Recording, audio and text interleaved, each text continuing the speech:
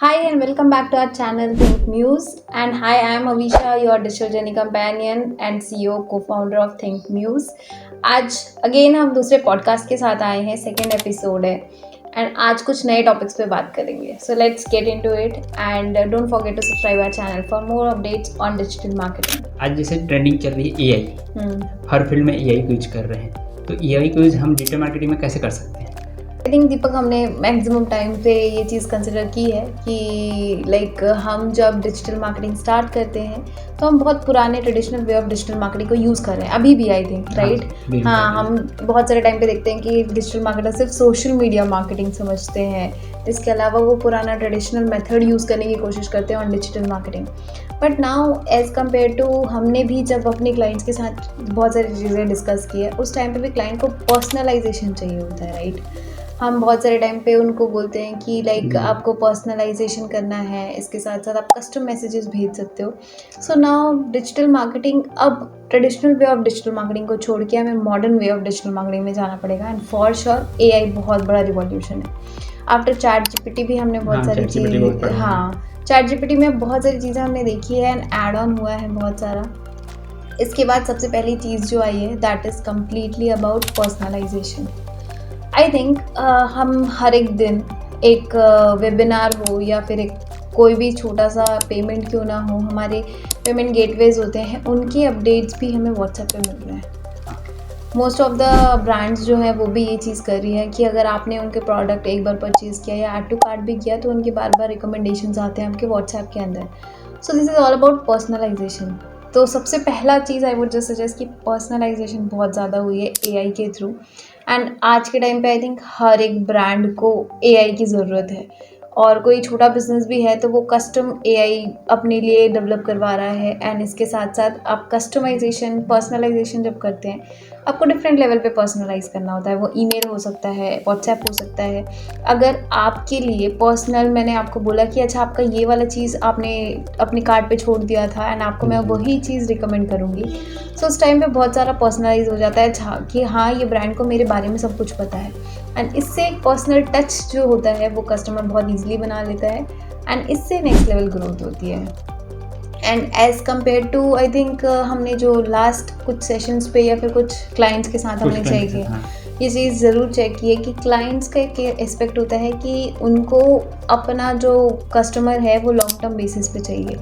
Long run के लिए obvious सी बात है कि अगर कस्टमर जर्नी चेंज हुई है, कस्टमर अब एक बार ऐड देख के या 2 बार ऐड देख के कभी भी प्रोडक्ट नहीं लेता है. वो किसी कस्टमर की बात है. वो एक बार में बहुत चेंज हुआ है. जनरली हम भी बेसिकली यूज करते हैं, तो कोई भी प्रोडक्ट देखते हैं तो एक बार में हम जाके परचेस नहीं करते हैं. एग्जैक्टली. और अभी आई थिंक एक छोटा सा वेबिनार भी क्यों ना हो, वो शायद 100 रुपीज़ का ही क्यों ना हो रजिस्ट्रेशन, बट हम बहुत सारे टाइम पे ये चीज़ चेक करते हैं कि येस, हम एक बार में रजिस्टर नहीं करते. हाँ, उसमें ये वेबिनार वर्थ है या नहीं. हाँ, हम बहुत बारे उस पर ये चेक करते हैं कि अच्छा ये कितनी बार मुझे ऐड दिखा है. हम एक बार में तो कभी कन्वर्ट नहीं करते हैं. अगर ऐड दिखने के बाद भी उसमें रिसर्च करते हैं कि जेन्युइन है कि नहीं, कि कितने बार ये वेबिनार कर चुका है. एग्जैक्टली. कितने पहले एस्टेब्लिश है ये. हाँ, ये सारी चीज़ें हम जब चेक करते हैं तो इट्स कंफर्म कि हाँ, अगर हम अपने लिए ऐसा करते हैं तो हमारा कस्टमर भी करेगा ही करेगा.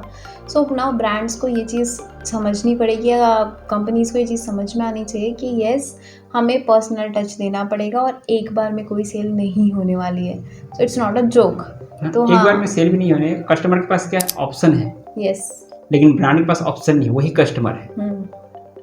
तो उसी कस्टमर को अपने कन्वर्ट करना है. और कस्टमर को क्या है, ब्रांड डिफरेंट ब्रांड है, किसी भी ब्रांड को चूज कर सकते हैं जहाँ उसको अच्छा लगे. हाँ, ऑब्वियसली कस्टमर्स के पास ऑप्शंस भी बहुत है, हमारे लिए कॉम्पिटिशन्स भी बहुत है. तो जितना ज़्यादा आप कस्टमर की वैल्यू करेंगे, जितना ज़्यादा आप उसको वर्थ इट समझेंगे, उतना ज़्यादा कस्टमर डिलाइटेड फील करेगा एंड वो आपके पास डेफिनेटली आने वाला है. सो या आई थिंक पर्सनलाइजेशन एक बहुत बड़ा पर्सपेक्टिव है इन दिस कमिंग एरा, जहाँ पे हम 2025 में ये चीज़ तो बहुत ज़्यादा देखने वाले हैं. एक्चुअली ऐसा अभी मार्केट में एक और ट्रेंडिंग चल रही है, वॉइस सर्च और चैटबॉट. या बहुत ज़्यादा डिमांड में भी है. एंड लोगों को वॉइस सर्च हम एक्सपीरियंस करते हैं यूज़र को कि हाँ वो कई बार जाके हमारे घर में पेरेंट्स हो या फिर कोई सीनियर सिटीजन्स हो, वो बहुत सारे टाइम पे ये चीज़ ज़रूर करते हैं कि वो वॉइस सर्च करते हैं जाके। Most of the time kids भी ये चीज़ कर रहे हैं। हाँ, किड्स भी कर रहे हैं जनरली। हाँ, जो है घर में हाँ, मम्मी पापा लोग हैं ये यूज कर रहे हैं ऑब्वियसली वॉइस सर्च का। ये वॉइस सर्च का डेफिनेटली बहुत अच्छे से यूज़ कर रहे हैं। और अभी ब्रांड्स को या फिर कंपनीज़ को अभी भी ये रियलाइजेशन नहीं होता है। उन्हें लगता है कि ठीक है, ट्रेडिशनल वे में हम जाके कंटेंट लिखेंगे, सारी चीज़ों को बस लिख देंगे और हमारा काम हो जाएगा। It's not like that. आपको एक लेवल पे ऑप्टिमाइजेशन करनी पड़ेगी, आपको लॉन्ग टेल कीवर्ड्स यूज़ करने पड़ेंगे कि लोग एक्चुअली सर्च क्या कर रहे हैं। हमें समझना पड़ेगा कि हमारा यूज़र जाके एक्चुअली में बोलता क्या है अपने फ़ोन को, और वो हमें ऑब्वियसली बात है वो चीज़ अंडरस्टैंड करनी पड़ेगी, एल्गोरिथम्स को समझाना पड़ेगा, और वो होता है लॉन्ग टेल कीवर्ड्स के साथ। तो जब हम वॉइस सर्च करने के लिए जाते हैं, हमें कीवर्ड रिसर्च बहुत ज़्यादा ज़रूरी है, बिकॉज हम हर एक वीडियो के पीछे, हर एक इमेज के पीछे, अगर एक इंसान नॉर्मल सा व्हाट्सएप स्टेटस भी सर्च कर रहा है फॉर डिफरेंट फेस्टिवल्स, तो भी वो जाके वॉइस सर्च यूज़ करेगा। एंड उसके लिए भी आपको ऑप्टिमाइजेशन देना पड़ेगा, आपकी इमेजेस हों चाहे वीडियोज़ हों, हर किसी के लिए ऑप्टिमाइजेशन देना पड़ेगा। प्लस ब्रांड को ये भी सोचना चाहिए कि ब्रांड ने हमेशा यूथ को ही टारगेट किया है, या तो ब्रांड को चेंज करना चाहिए कि यूथ को ना टारगेट करके एजेड पर्सन को भी टारगेट करे। क्राइटेरिया उनको क्राइटेरिया इंक्रीज करनी पड़ेगी, डिफरेंट क्राइटेरिया को भी टारगेट करके चले, ज़रूरी है। एंड इसके अलावा वॉइस सर्च पे काफ़ी ज़्यादा इंटीग्रेशंस अभी एज ऑफ नाउ अभी तो बहुत सारी चीज़ें इम्प्लीमेंट हो रही है। बट येस, अगर हम वेबसाइट भी बनाते हैं, हम डिजिटल मार्केटिंग भी कर रहे हैं, तो बहुत ज़्यादा कंटेंट, हमारे ब्लॉग्स क्यों ना हो, हमारी वेबसाइट्स क्यों ना हो, सारी के कंटेंट्स हम ऑप्टिमाइज़ करते हैं। हमारे मैक्सिमम क्लाइंट्स के लिए हम ऑप्टिमाइजेशन करते हैं, कीवर्ड्स के लिए भी हम यही चीज़ करते हैं। एंड इसके अलावा जब हम डिफरेंट सोशल मीडिया प्लेटफॉर्म्स में भी जा रहे हैं, तो हम same type of content use करने की कोशिश करते हैं ताकि ईजिली सर्चेबल हो, प्लस जो कीवर्ड्स हम एक जगह यूज़ करें वो मल्टीपल ओमनी चैनल मार्केटिंग हम करके दे सकें।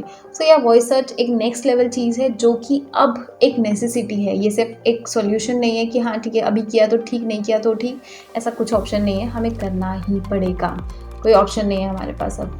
तो मैक्सिमम हम चैटबॉट यूज करते हैं, तो चैटबॉट यूज कैसे है?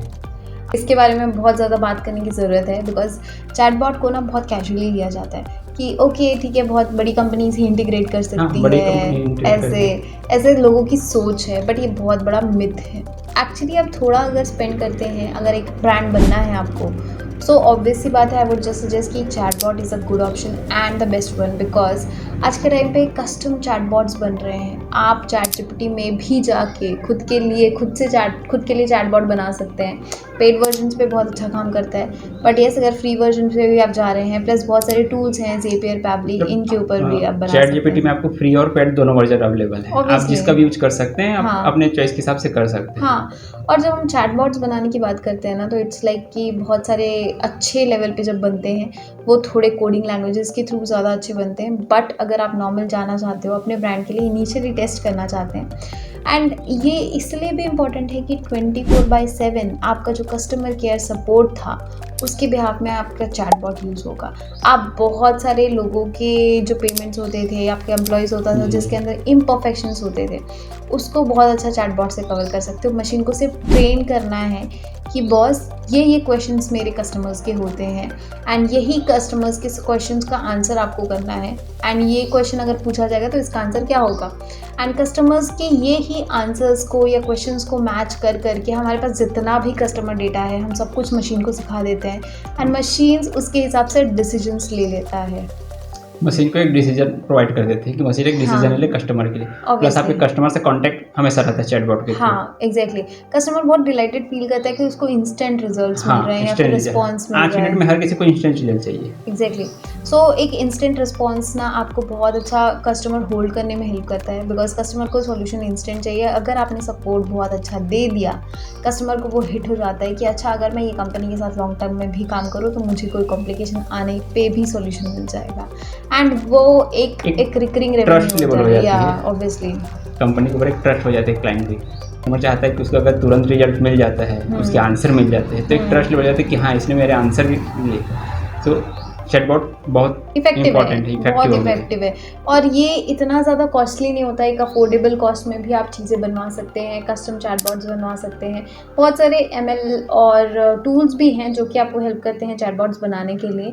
सो अगर आपको लगता है कि आपको कस्टमर बेस्ड, आपकी सर्विस बेस्ड बहुत ज़्यादा इंडस्ट्री पे काम होता है, प्लस आप अपने कस्टमर्स का आंसर तुरंत करना चाहते हैं, तो ऑब्वियसली हम चैटबॉट्स के ऊपर प्रेफरेंस देते हैं। हम बहुत सारी कंपनीज़ के साथ ये चीज़ कर चुके हैं एंड इम्प्लीमेंटेशंस इतना डिफिकल्ट नहीं होता है। हाँ, थोड़ा सा इट टेक्स टाइम कि आपके पास डेटा होना चाहिए फॉर श्योर, एंड इसके थ्रू आप मशीन को ट्रेन कर सकते हैं। एंड कोई भी इंडस्ट्री हो, it can be any industry, service based हो, आप अगर एजुकेशन में हैं तो आप बहुत सारा अपना कंटेंट जो है, अपना क्वेश्चन पेपर्स, अपने क्वेश्चन बैंक, सब कुछ अपने कस्टम चैटबॉट से भी कंप्लीट करवा सकते हैं। आपके रिक्वायरमेंट के हिसाब से आप बिल्कुल कस्टमाइज कर सकते हैं। और इनफैक्ट ये इतना कैपेबल है कि वो आपके लिए क्वेश्चन पेपर्स, आंसर्स, इवन आपके MCQs, आपकी सब कुछ डिज़ाइन कर सकता है, जो कि एक ह्यूमन करता और उसमें बहुत सारे एरर्स भी होते हैं, तो वो आपके लिए बहुत अच्छे से डिज़ाइन करके दे सकता है। तो येस, अब हमें AI ड्रिवन बहुत सारी चीज़ें इंटीग्रेट करने की ज़रूरत है and basic level of digital marketing अब नहीं काम करने वाली है। So yes, we need to upgrade our business, next level जाना पड़ेगा। So yeah, this is part 1 of AI driven की डिजिटल मार्केटिंग के अंदर क्या क्या चेंजेस होते हैं। Don't forget to subscribe our channel and yes, अगर आपको पॉडकास्ट अच्छा लगा, let me know in the comment कि आपको क्या क्या चीज़ें अच्छी लगी और क्या क्या आपको और जानना है in digital marketing, so that we can continue our podcast in the next session. And till then, share to the people who are actually interested in AI.